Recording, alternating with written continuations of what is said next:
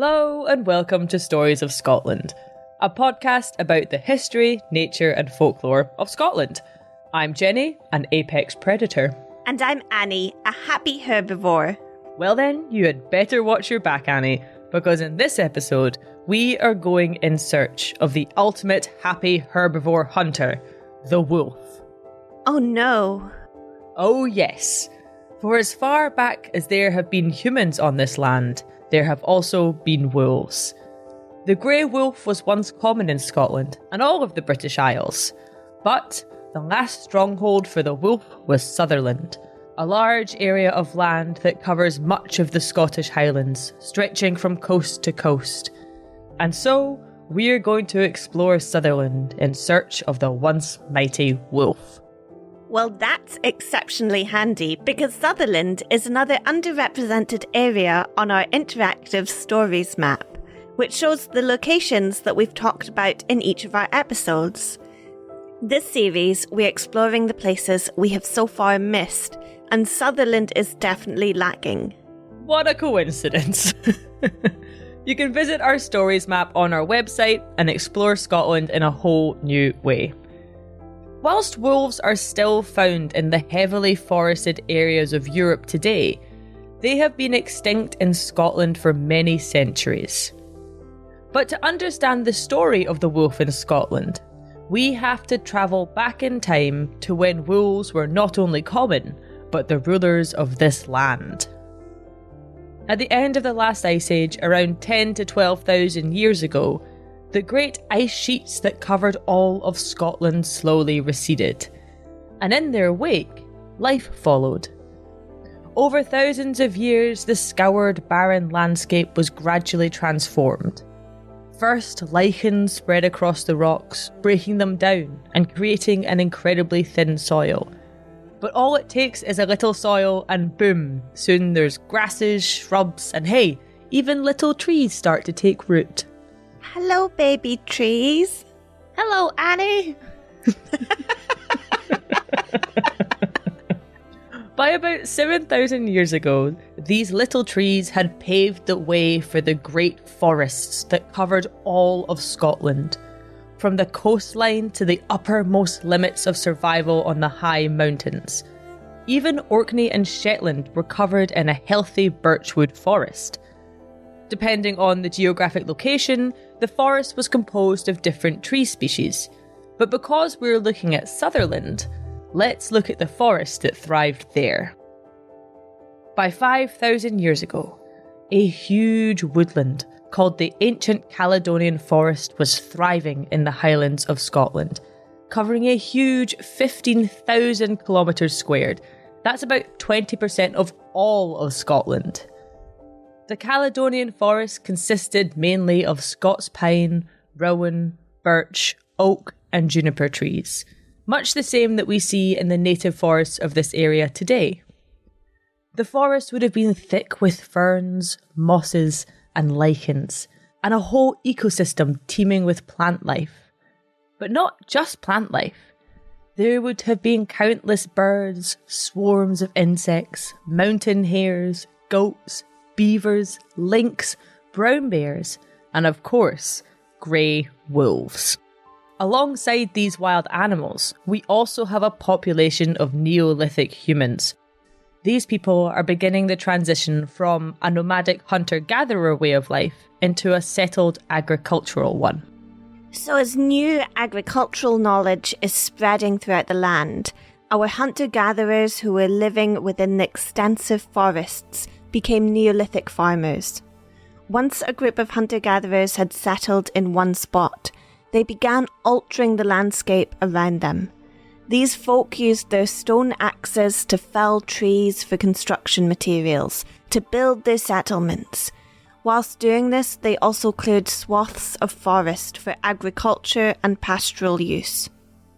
Over time, the relationship between humans and the forest changed, and the extensive woodlands became something that they would manage and exploit. This was not a fast change, but it began a pattern that has not been reversed for the thousands of years that have followed. And prior to this, as bands of nomadic humans moved through this ancient landscape, they would have dealt with the near constant threat of the wolf. Packs of these intelligent, strong, and vicious hunters moved like ghosts through the dense forest and could attack at any time. But when humans began to settle in one spot, the threat of the wolf increased greatly. For not only did clearing woodlands encroach upon the wolf's habitat, but the people also began keeping livestock. Domesticated cattle, goats, and horses were all kept upon the land that they cleared, and this meant that these poor animals were essentially sitting ducks for wolves. Like a wolf fast food restaurant. Unfortunately, yes. McWolfers. McWolfers. I'll have a McWolfer muffin, please. With fries. Unfortunately, potatoes hadn't been introduced at this point, Jenny. And as the human population grew to the increase in food provided by farming, they cleared more and more forests, thus reducing the wolf's habitat further, whilst also keeping more and more livestock. And so as this cycle continues over the centuries, as humans become farmers, wolves became the number one dreaded enemy. They lived in the shadows of the forests, at the edges of human settlements, the threat of their attack a source of terror, fear, and woe. The interaction of people and wolves in Scotland is a complex story of violence, and by looking at the far north of Scotland, we can trace the interactions of these two predator species as they lived together on the land. And luckily for us, this area of Scotland has an exceptional amount of artefacts, remnants, and folklore about the wolf. Let's begin in one of my favourite places, in the bones. Now, there are plenty of sites where we see a mingling of human and wolf remains, often coming together accidentally. For example, in Sutherland, in the Inchnadav Bone Caves, also known as the Sint Bone Caves, we see an incredible snapshot of the biodiversity of prehistoric Scotland. These limestone caves get their name from the amazing amount of bones that have been excavated from them. Amongst these are Neolithic human burials, the bones of wolves, brown bear, reindeer, swan, puffin, wildcat, Arctic fox, ox, pig, and a lynx. They're all intermingled together in the bone caves. Wow. I mean, I do hate to say this during an episode about wolves, but forget the wolves, man. The coolest bones in these caves are the possible polar bear bones that were found there in 1927. These polar bear bones were dated as being almost 19,000 years old and were thought to have been washed into the cave by the meltwater of retreating glaciers at the end of the last ice age. While it's not been completely confirmed that they are polar bear bones, it is highly suspected. And it's not thought that humans ever lived in these caves, nor that the many hundreds of bone fragments found were placed in here by humans. But rather, these caves have acted like a strange sieve, catching remnants of the life that has wandered in or washed in or been dragged in by prey or even placed in by mourning humans. And it seems to have caught all these fragments and condensed them down into this amazing collection of ancient life. Places like this help position humans as just one species amongst many. In these caves, the hunters and the hunted, predators and prey are all preserved by nature. I find sites like this fascinating. As an archivist, I could be kept awake at night wondering how we could preserve history for the next generation, when so much of the history we want to keep is so fragile. And then nature sweeps along and presents you with this perfect and crucial time capsule of biodiversity. And it connects all of these different species across borders. And it's so powerful and much more truthful than any curated collection. We also see ancient people's connection to the wolf in their art. In Inverness Museum, there's an incredible Pictish stone depicting a wolf. This wolf stone was carved approximately 1500 years ago and was found just 30 miles north of Inverness in Ardross. It shows a wolf in motion, stalking, perhaps hunting. It has swirling, distinct muscles. Its ears are flat and its mouth open. It looks as though it's flowing through the rock with ease. This carving shows enough clear understanding of wolf anatomy that there's no doubt whatsoever that whoever made this stone art had seen many a wolf before. Unfortunately, we don't really know what this wolf carving would have symbolised to the Pictish people, but we could take a good guess. It could have a spiritual meaning for the people, or it could have been an emblem of their community. In the same way that animals are used in heraldry to represent a family, the wolf may have been a Pictish tribe's way of celebrating themselves, of marking their territory, of symbolising their strength.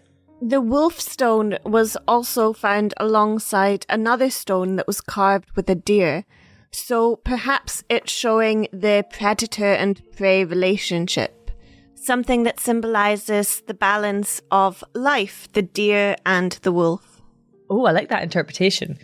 I'm still hoping that one day they find a Rosetta Stone of Pictish carvings and we can finally translate all these mesmerising, unknowable symbols. That's when we find out that all of our assumptions about these ancient ancestors carving these deep spiritual meanings into the stones are just flat out wrong. Yeah, the real meaning of the wolf is something super petty. Like, it's just an insult to the neighbouring tribe that they smell like old, wet wolf fur. In fairness, it's a savage insult because old wet wolf fur smells awful. Well, Annie, it's not just the smell of wolves that we have to worry about. It's also the smell of dead bodies. Because the stench of a slowly rotting corpse was said to attract hungry, scavenging wolves. Well, full points to you for the most disgusting segue of all time. And also, this is really, really intriguing because a lot of human-wolf interactions we see written down in Scotland relate to the idea that wolves would dig up the recently buried bodies of humans to eat for their wolf dinners. Or sometimes the wolves wouldn't even wait to dig up the bodies. There's a few different historical references to wolves eating the fallen warriors on battlefields. For example, in the 13th century Orkneyinga saga, it describes the aftermath of a battle between the Norse and the Gaels in Skye, and it tells us in the wake of this bloody fight, then was heard the dismal howling of the grey wolf o'er the corpses. Wow, as if going into battle wasn't scary enough, you also had to contend with wolves prowling around the sides of the battlefields, awaiting their dinner. That sounds vicious. It is, but as horrible as this is, it's the grave-robbing wolves that seem to have dug themselves further into the cultural imagination. This was clearly a fear that people had, because there's a lot of old burial grounds in Scotland that were specifically chosen to be in a place where hungry wolves could not reach. Islands. For example, in Loch Erible, right up on the north coast of mainland Scotland, we have two islands to look at, Eilean Hore and Hone. Both are reported in the statistical accounts of the late 1700s of being burial places that were intended to prevent the plundering of wolves, which at any one time infested the country. People are using water as a natural moat to prevent the wolves from accessing their recently buried. However, by far the island that has had the most attention for this particular use is Handa. In the same records, we read that it may be remarked that wolves were at one time numerous, and, to avoid their ravages in raising bodies from the graves, the population resorted to the island of Handa as their place of burial. The Isle of Handa lies just 300 metres off the far northwest coast of Sutherland. It is surrounded by towering cliffs and crashing waves on all sides, with just a few sandy bays where it's possible to land a boat. Although it is uninhabited by humans now, with the final residents leaving in 1847 due to the potato famine, it is, however, inhabited by many bird colonies. But importantly, the 300 metres of water separating Handa from the mainland is enough to ensure that no wolves have ever set paws on the island. In the mid-1800s, a writer named Eliza Ogilvie wrote rather romantically about the island of Handa as a sanctuary for burial for the folk who lived in Ardross on the mainland. Shall we do a few verses from this poem, Jenny? Let's take turns. Oh, yes, I love when I get to be a romantic Victorian poet. It's called The Wolf of Ardross. To Handa's isle we go, our graveyard in the deep, where the tombs stand all a row, safe in that rocky keep, and never a foot of man or brute disturbs our kinmen's sleep. Thus every grave we dug the hungry wolf uptore, and every morn the sod was strewn with bones and gore. Our Mother Earth denied us rest on Ardross shore. The lean and hungry wolf, with his fangs so sharp and white, his starveling body pinched by the frost of a northern night, and his pitless eyes that scare the dark with their green and threatening light. The savage and gaunt werewolf that never was nursed in nest, that holds a witch's heart under a shaggy breast, for human hurt and human life that nightly goes in quest. To Handa's isle we sail, whose blood-red cliffs arise 600 feet above the deep, and stain the lurid skies, where the mainland foliage never blooms, and the sea mist never dries. It's haunting, isn't it? I kind of want to go to Handa. It's actually, Handa is very popular with bird watchers now, and when doing research for the episode, I read a report from the Highland Council about the remnants of the graveyard in Handa, and there's so few stones, there's just kind of one big flat one, and the main concern of the archaeologists in the Highland Council who had seen it was that nothing had been put up to add context to the graveyard, and they were concerned that people could be having picnics on this one remaining grave slab. I'll put the full poem as a link in the episode description if anyone would like it.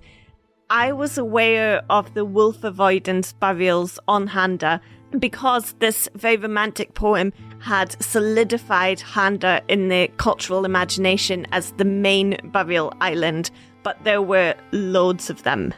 I know that you call it a romantic poem because it was written during the Romantic period and it represents this sort of unreal, romanticised image of the Scottish Highlands, but I can't help imagining some poor fool misinterpreting this and choosing this poem to read to a romantic love interest in the hopes of winning them over.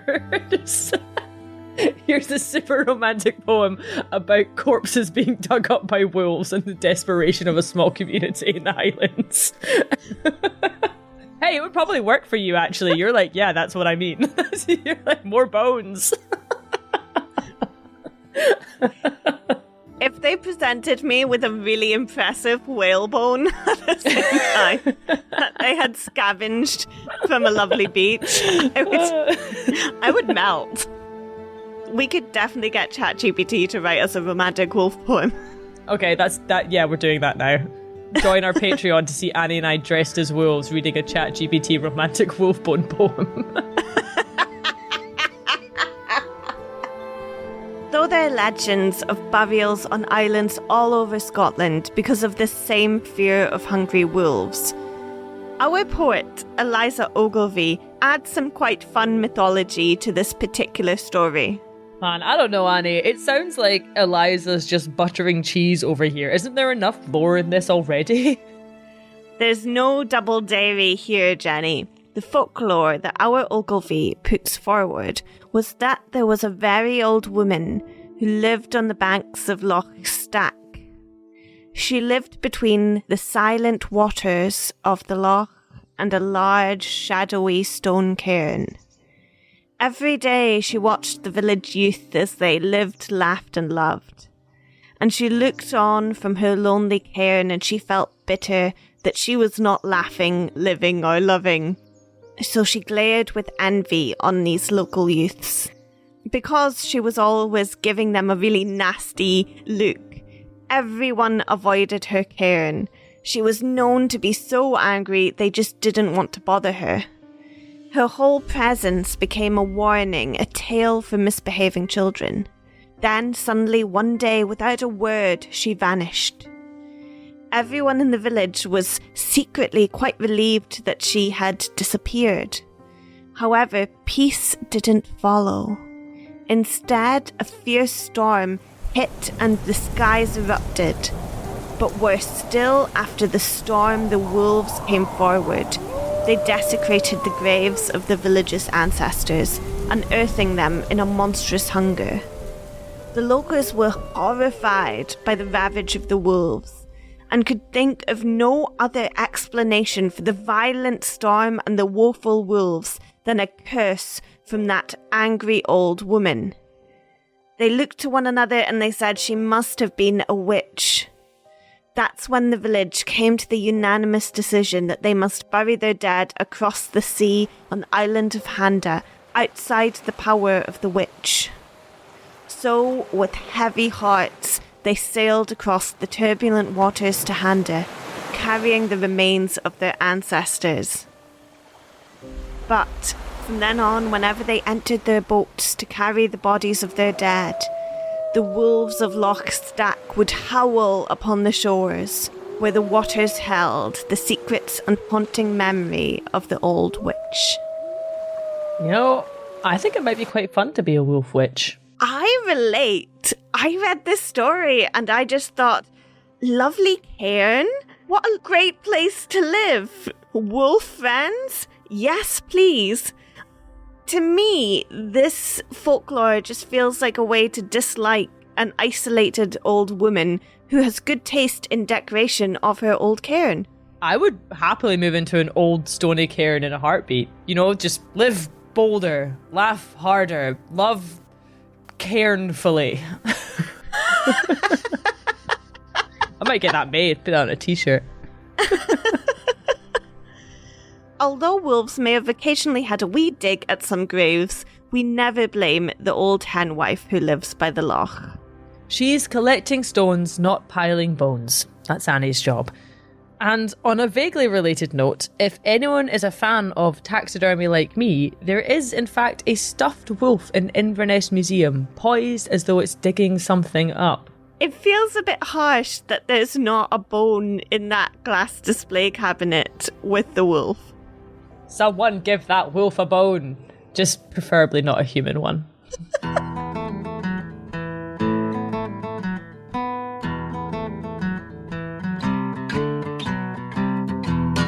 Unfortunately for all, the story of wolves and people in Scotland tend to revolve around hunting.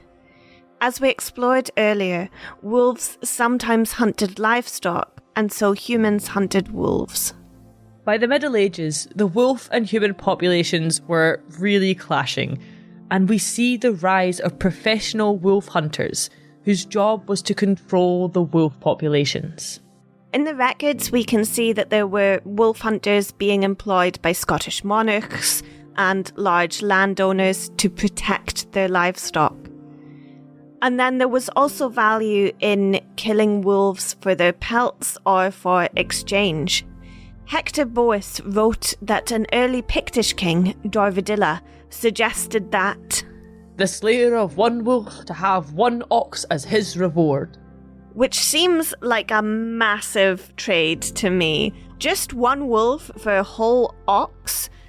Though Dorvadilla is considered a legendary king, not a real one, so perhaps we need to take that decree with a pinch of imaginary salt. However, real Scottish monarchs did introduce acts to spur up wolf hunting, so this was a thing that happened. You just probably weren't going to get an ox in exchange for your wolf. Inflation has just destroyed the wolf hunting economy, let me tell you. Over time, the wolf became more and more persecuted. Its habitat was severely reduced by human activities, and with the loss of its habitat, so the decline of the food source for the wolf also comes into play. On top of this, the wolf was hunted extensively, and so by the 1700s they were all but wiped out. There were, however, a few wily survivors that continued lurking in the last forests. The last wolf in Scotland was said to have been killed in Sutherland. There's many different versions of this story, but I've chosen the one told by the head forester of the Duke of Sutherland in 1848 to John Francis Campbell. By the time this story takes place, the people of Sutherland had almost forgotten the time of wolves. The beasts became mere memories, a haunting story told by the old folks by firelight to scare children. Yet every so often, a large paw print would appear in the earth by a riverbank, or perhaps some livestock would be found suspiciously gnawed. But one day, a woman in a wee town had her worst fears come to life. It was a mother's worst nightmare. Her child had vanished. Desperately, she called on her community to help search, and so everyone came out of their houses and scoured the hills and glens for the bairn. But unfortunately, as each day passed, hope waned. For 3 frantic days and 3 dreadful nights, the mother searched and searched, but alas, she could find no sign of her infant. He was only a wee toddler, far too small to survive by himself. By the end of the 4th day, however, a local youth was wandering home when something strange caught his attention. As he walked past an ancient cairn, which was normally silent, he heard a wail from within the stones. The call echoed out to him, and so he edged closer. As he did so, he discerned yet another sound, but this one was even more unsettling. Despite his fear, he plucked up his courage and he peered down into the burial cairn. And at the very back of the dark passage, he could see the wee lost boy nestled in between 2 furry little wolf cubs called Wilma and Walma. Stop it, Jenny. The young lad's heart raced with the tales of fierce mother wolves, and in a panic he turned and ran back to the town. He grabbed 2 of his pals, and together they went back to the cairn as a rescue party.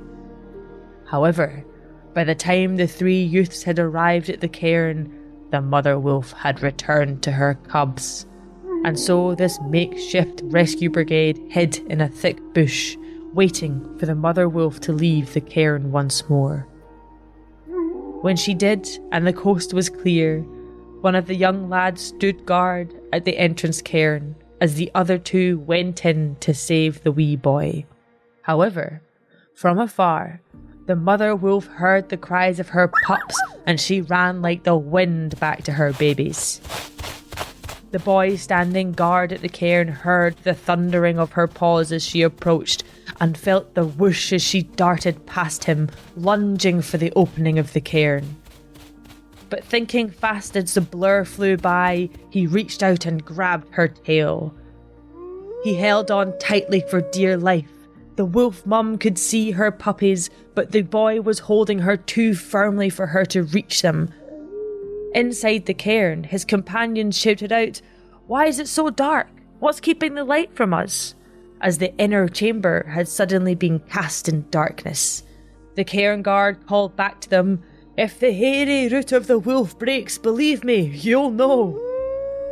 Summoning all their strength, the 2 lads inside the cairn turned and made their way back up the chamber passageway and attacked the wolf while she was being held captive. One of them drew his knife and stabbed the mother wolf as she desperately struggled to protect her pups. It was not a noble victory, but it was a necessity for them.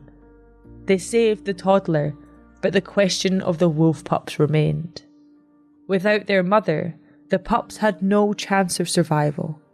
And so, with heavy hearts, the boys killed them and left them there in the cairn.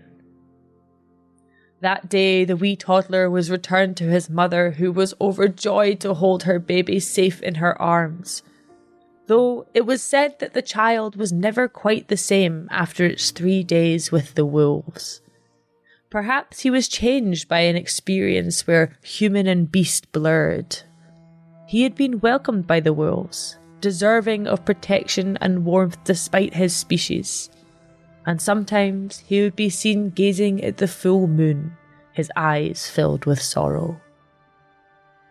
The town celebrated the return of the wee child and the death of the wolves, but the 3 young lads who had achieved this felt an aching understanding of what they had done. In small silences they remembered the cries of the cubs. Just as the mother had mourned the loss of her child, hadn't the she-wolf felt a dagger to her heart too when she heard the calls of her pups?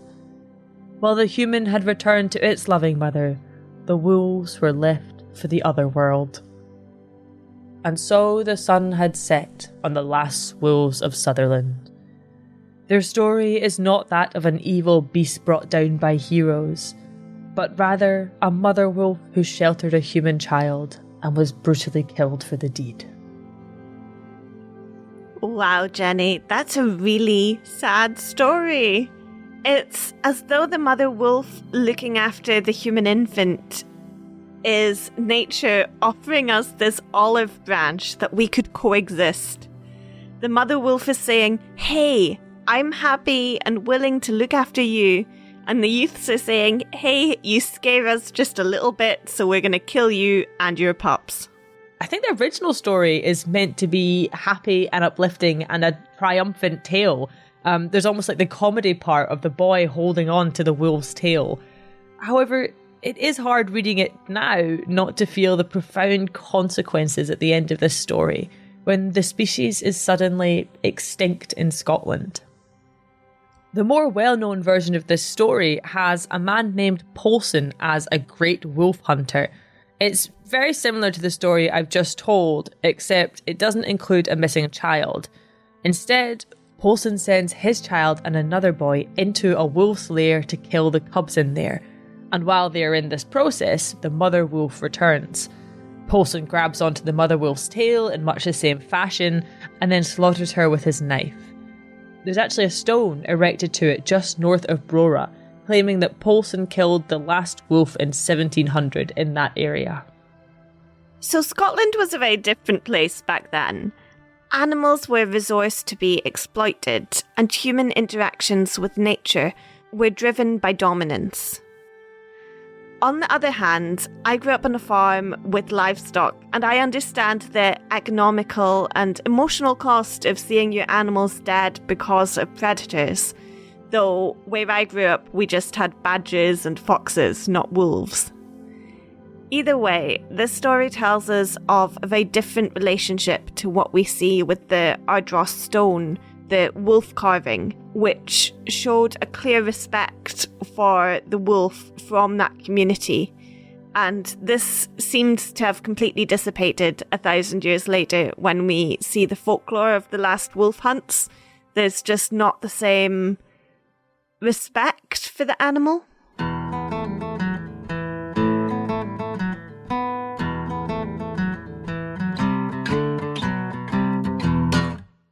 There's one ongoing Wolf of Sutherland story that I was really excited by, Jenny. Have you heard of the Rogart bog beast found by a peat digger in a Sutherland croft? Oh, I haven't. Is this a bog body? Yes. I love bog bodies, or really anything that's found in bogs. Peat bogs have this amazing ability to preserve things due to their low oxygen levels, natural acidity, and cool temperatures. These bogs are like another one of nature's archives, Annie. Really getting into nature's archives today. Within nature's archives, what kind of bog findings are you thinking of, Jenny? Bodies! Because across Northern Europe, Hundreds of bog bodies have been discovered in peat bogs.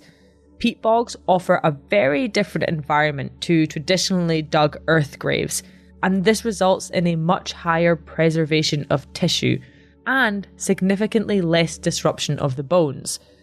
Though Scotland does have her fair share of bog bodies, Ireland is way more famous for them, with bodies that are thousands of years old being unearthed, at times with their skin and hair intact. If you haven't seen a picture of a bog body, I highly recommend you go and look them up now. They are hauntingly fascinating. I find bog bodies absolutely intriguing because of all the strange processes that humans put corpses through in order to bury them, even in the modern age. No amount of embalming fluid can compare to a bog standard peat bog. We need to do a full episode on bog bodies, Annie, because I could go on for days about them. They are like a human time capsule in the peat. And with some of the bodies, scientists have even been able to discern the last thing they ate from their stomach contents thousands of years after they ate it. Well, the so-called bog beast of Rogart is indeed a bog body, but not the human kind. Ooh. You see, in 2018, a peat digger noticed something strange, approximately 1.5 meters deep in the peat. And they called the local Heritage Society, who were really well qualified to support the removal of the suspected wolf body from the peat. The skull, paws, and parts of this beautiful golden pelt of this potential wolf were retrieved from the bog. Now, they were kept moist to ensure that they weren't shocked from being removed from the peat. Yeah, this is a danger of removing a bog body from the bog. The body has formed a dependent relationship with the bog. It needs that peaty environment to keep its youth and keep it preserved. Otherwise, when it's removed, it will shrivel like a sun-dried tomato. The rapid exposure of the world beyond the bog introduces oxygen, bacteria, and climate discrepancies that all cause rapid deterioration. Plus, by disturbing a bog body, who's to say you aren't awakening ancient bog ghosties, Annie? Carbon-dense peaty poltergeists. I always imagine bog bodies being removed from the bog being like the final chapter of the picture of Dorian Gray. When the painting is destroyed and all of these years suddenly catch up on Dorian Gray. However, I don't think the people who were digging up the wolf bog body were worried about the spirit of the wolf haunting them. More so, the potential damage they would cause. The Klein Heritage Society respectfully looked after the wolf remains, and they brought them to Inverness Museum, where there's a conservation team who can properly care for corpses. Oh, this is quite exciting. I hadn't heard about this. So, when did they discover the wolf, and where can I see it? Okay, well, there's another layer to this. As I said, it was discovered in 2018, and I remember seeing it on the news. So, when we were doing an episode on wolves, I knew I had to investigate. It did make national headlines upon its discovery, but there had been no updates since. So I emailed Inverness Museum to ask all my wolfy bog body related questions. I wanted to know the basics. How old was this body? Was it hundreds of years or thousands of years old? And how were they going to preserve this precious relic of Sutherland wolves? Those are all great questions, Annie.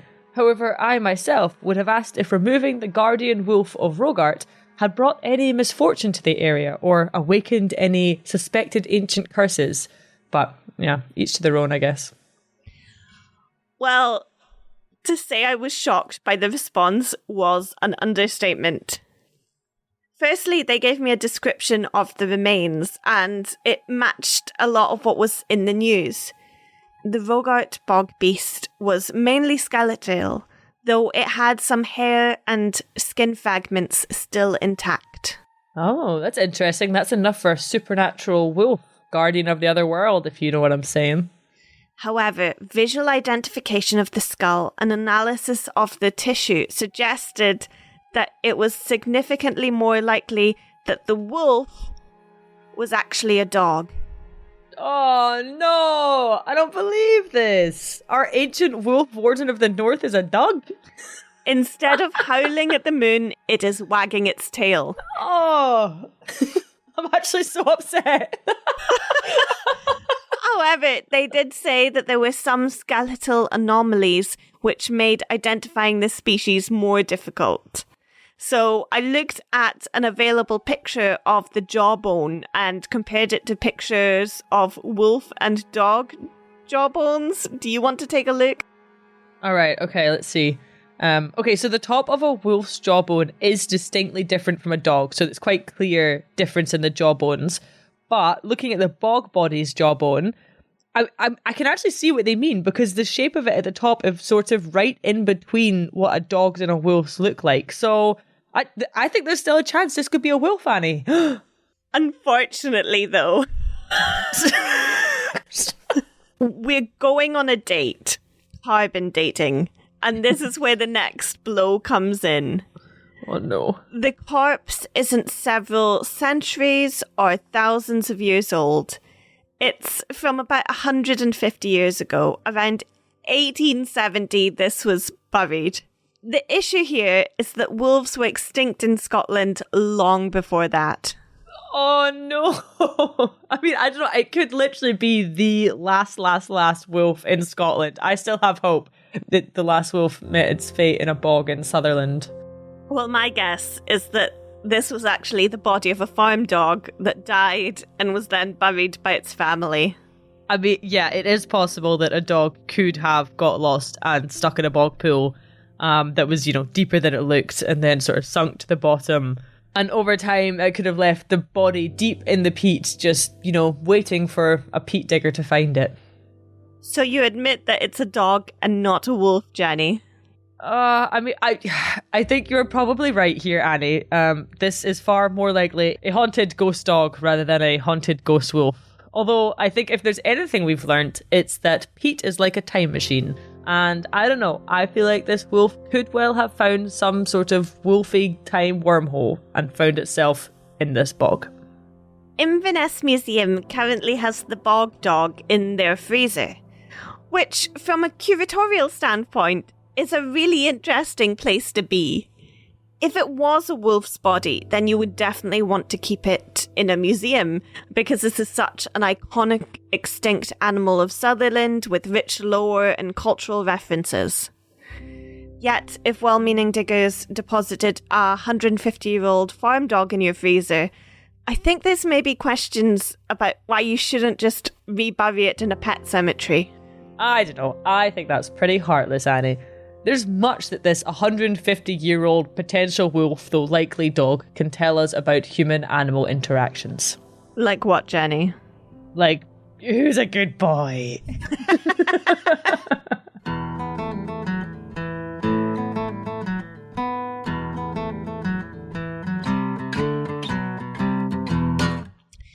With the last wolf in Scotland dead, the landscape was changed forever.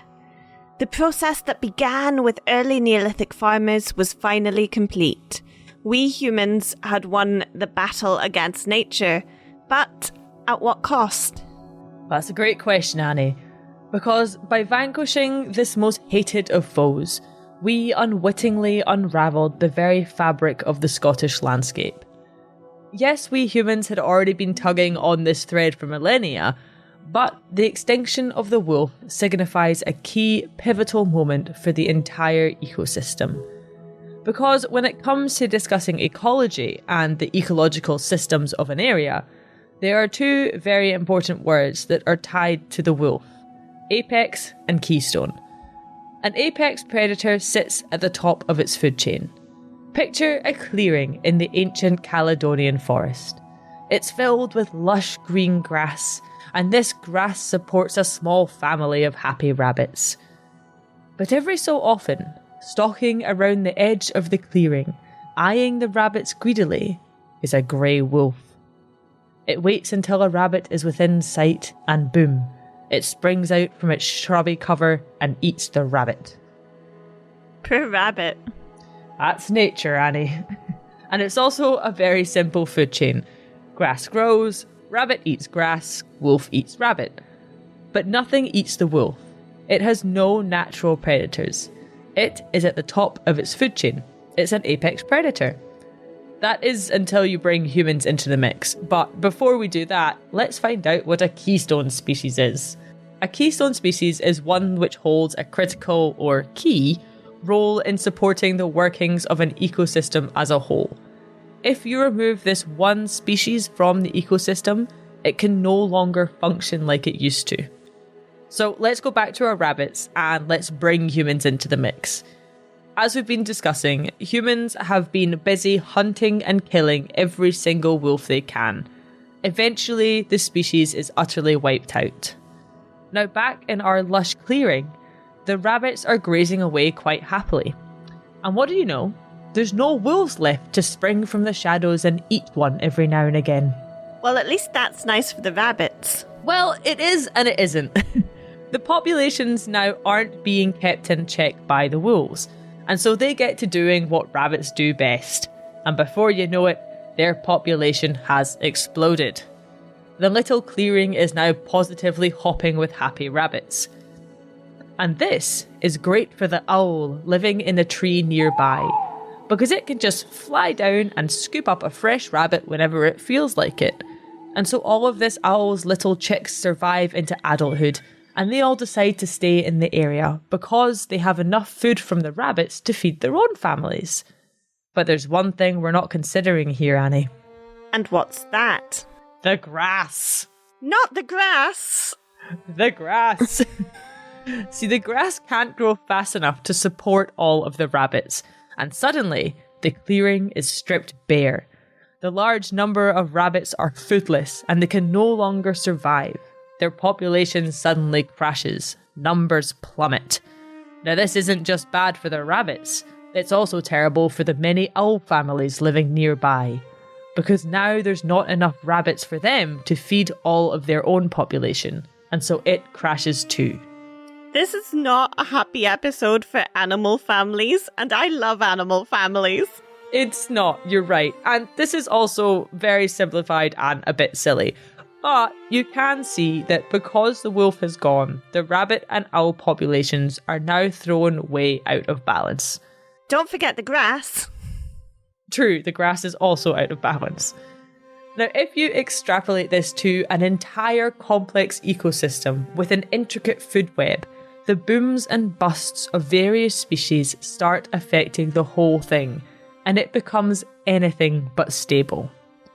Removing the wolf has thrown the whole equilibrium of nature out of whack. And this is because the wolf is a keystone species. Its presence kept the whole ecosystem in balance. Its absence means the entire ecosystem suddenly has to find a new equilibrium, which is not always predictable. Okay, so what happened in Scotland?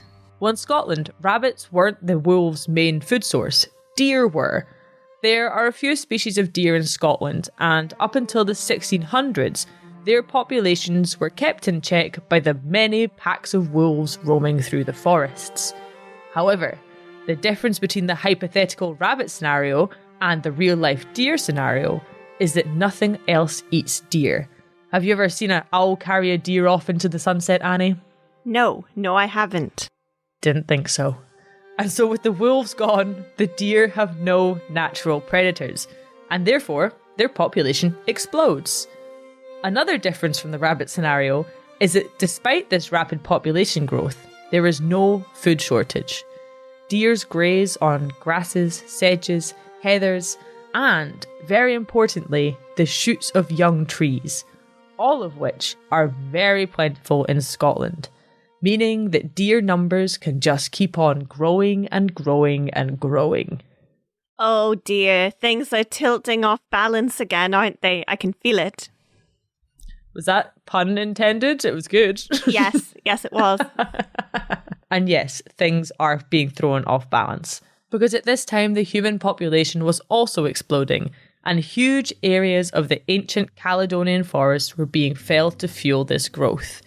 Timber was used to build ships and rapidly expanding settlements, and with no wolves to keep the deer population in check, the ravenous deer hoovered up all the young forest that should have regrown where the old one was felled. If you add the boom in agriculture, sheep grazing, cattle grazing, and later on grouse moors, then the young forests don't stand a chance, and we are still struggling with the consequences of this today. It is estimated that there are currently between 360,000 and 400,000 deer roaming through Scotland. When you have this many deer wandering through forests and moorlands, actively searching out any young saplings and stripping them of their energy-rich buds, then there is just no chance for forests to regenerate. The result of centuries of this is a massive proliferation of moorland in Scotland. Where the Caledonian forest once covered 20% of all of Scotland, it now covers just 0.2%. And where forests in general used to cover 90%, they now cover just 18%, but only 4% of this is native. Some of this loss is related to shifting climate, but the majority is down to human-related interference, be that felling for timber, clearing for agricultural land, or killing the wolves to protect livestock. Our actions have had an unimaginable impact on the natural ecosystem of the country. And that, Annie, is why we should reintroduce the wolf to Scotland. Okay, yes, this debate has been increasing for a good few years now. And some landowners in Scotland are in the process of rewilding their estates, so they've began fencing the area off and planting and regenerating native forests. Deer are a massive issue for them, as they eat all of the new growth, as you said. So some landowners want to reintroduce wolves onto their land, not just to save costs on deer culling, but also to get their new ecosystems as close to the natural state as possible. Yeah, there's one big landowner in Sutherland, actually, who has been really pushing for this for like a decade now. But, unsurprisingly, the local folk who live on and around the estate aren't too excited about huge electric fences being put up, or wolves near their livestock, or even the fact that one person is able to make such sweeping decisions about a massive area of land that impacts them all. And I'll be honest, I completely get that. And whilst reintroducing the wolf to Scotland would be really cool, it's also the wild camper in me's worst nightmare. I can barely deal with midges. Wolves would just, I'd never go outside again. I strongly believe that rewilding should never be the choice of a single landowner. It has to be a community-driven choice, because the balance of power in favour of landowners already disconnects so many people from the Scottish landscape. Locals need to be at the centre of these decisions. However, Jenny, I have a fun compromise for you. Ooh, is it that we reintroduce wolves, but they only work 9 to 5?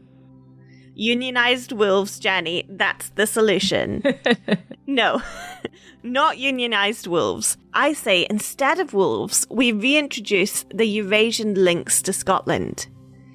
They were also hunted to extinction hundreds of years ago, and they were also apex predators who hunted deer. Plus, they're big cats, so they're naturally far superior to the wolves. Oof, Annie coming in hot at the end of the episode on big cat v big dog debate. You're just angry because you can't call the big cat Wilma. I am, actually, yeah, I am. But actually, I think this is a great compromise. But I'm sure that, like with wolves, livestock owners will still be concerned that their animals will be easy prey. Which once again takes us back to the literally thousands of years old problem. How do we humans coexist with nature without destroying the delicate balance of the environment? Great question, Jenny. But unfortunately, I see the ticking clock, and I don't think we have time to discuss that complex matter in this episode. No, you are right. But I do just want to end on 2 fun tidbits. The first is that currently, silently slipping through the dense Scots pine forests of the Cairngorms is a pack of grey wolves. They are, however, fenced in, as they are held in captivity in the Highland Wildlife Park. But if you get the chance to go and visit them, you definitely should. It's a really cool place. And secondly, I have heard through the grapevine of very trustworthy people's sisters, friends, roommates, that there are already wolves roaming free in Scotland. That some landowners have decided to secretly release the animals back into the wild, and that they're already out there. So if you see a mysterious beast darting across the road in front of you, or maybe hear an eerie yowl while camping in the forest, let me know. I live for a bit of eco-terrorism. Jenny, my fact-checking alarms are going off, and I don't think this is reliable information at all. Oh, no, it's not reliable at all, but it is fun. Yay for fun. All right, so on that bizarre note, thank you all so much for listening to Stories of Scotland. If you are enjoying our show, then we would love it if you give us a wee 5-star rating and review wherever you get your podcasts. It helps as we independent podcasters get visibility in the charts. And what also helps we independent podcasters like us is Patreon. By signing up to our Patreon, you get access to lots more Scottish content while also supporting us financially. We are a small creative business trying to get by, so each and every Patreon sign up means so much to us. And with that in mind, a massive thank you to all our wonderful super fans on Patreon, especially our newest members, Kate and Steve. Welcome. I like to think of you all as supernatural fairy wolves. Now, much like the fairy dogs that we covered in the last episode, us fairy wolves are green, but we are also considered to be the boss monsters of the fairy realm, one of the most powerful creatures of the otherworld. We eat like in lasagna, and we drink wolfy sours. Both of those sound pretty good, actually. Thanks, Jenny. All right. Until next time, Slanchava. Slanchava. Ow! Oh! Oh!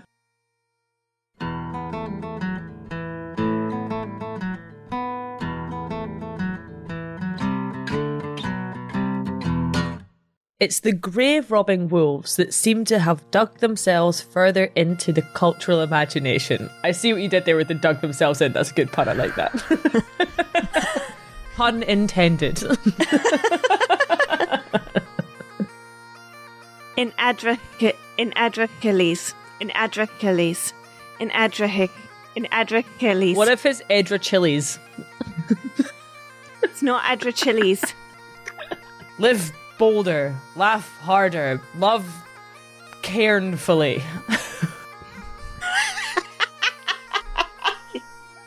You didn't commit to that. Do you know what keeps me awake at night, Annie? What keeps you awake at night, Jenny? The fact that you said your favourite place was in the bones. What does that even mean? What bones? Jenny, you've been to my house. You know that I've got my bone collection. Yeah, well, you keep this secret. You're always making fun of my rock collection, but we never bring up Annie's whale bones. If I see a really impressive bone on the beach, it makes my day. And then also, there's this one time I found the coolest bone on the beach. I was so excited about it, but it still had a tiny bit of flesh on it. So I hid it in a dune, thinking I'll come back for this with a big bag and I can put it in, a plastic bag or something and I can preserve it and I'll be so happy with my bone. And I went back maybe 2 hours later and the tide had just come in and I don't know where my bone had gone. Either someone had taken it or the tide had taken it, but I was devastated. It does keep me awake at night, thinking, why didn't I just bite the bullet and carry this disgusting fleshy whalebone home when I had the chance? I am sorry that I ever even brought this up. I don't even know what to say to that story. I remember one time I caught you doing exercises with one of my bones. You were using it as a weight. And I was like, no, Jenny, this is a precious bone. We don't use this as a weight. I was like, I think there's still some flesh on this.